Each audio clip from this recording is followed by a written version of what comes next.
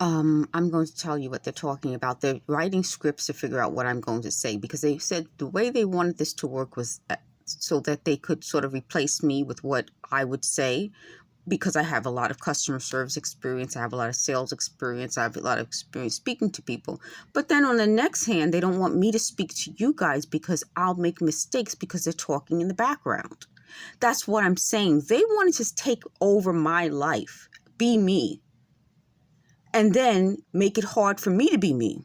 So they said a lot of what is in the book is based on me. Yeah, that's pretty much it, but not the bad stuff. So I'm dealing with how, as me, do I use me before they can continue using me. That's why they don't want me to get views on these videos and not have people interact with me. I was supposed to stay in some weird little circle, they call it, with just them, so that they could control everything people get about me instead of me being me.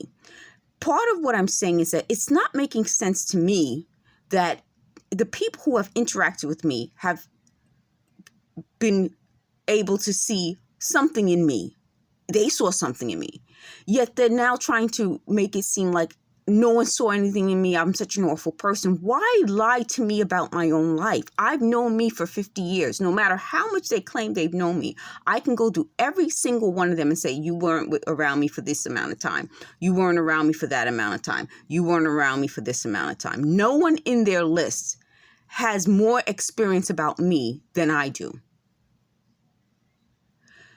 The other big deal about that is they feel that they just said something about criticism. They feel that the other way. They feel that there are people in this world who are never criticized. That's a lie.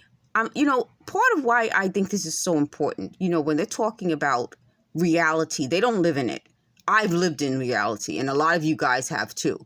There isn't one person on earth who wasn't criticized. You can name saints, Jesus, criticized. That's my point. Like, what is it about these types of people? And I keep going over this and I keep comparing it to when I was growing up till now. I think what it is that years ago, we as a society, when I was growing up, we didn't think people were perfect. We didn't see perfect people. Like, I can think of the biggest celebrities when I was growing up. They said, I used to love Elizabeth Taylor. I still do. And people criticized her. So I never saw a world where people were considered perfect. People were considered, you can't criticize people. I've never seen that. Why is that what young people, and I'm talking, I hope I'm talking to people my age.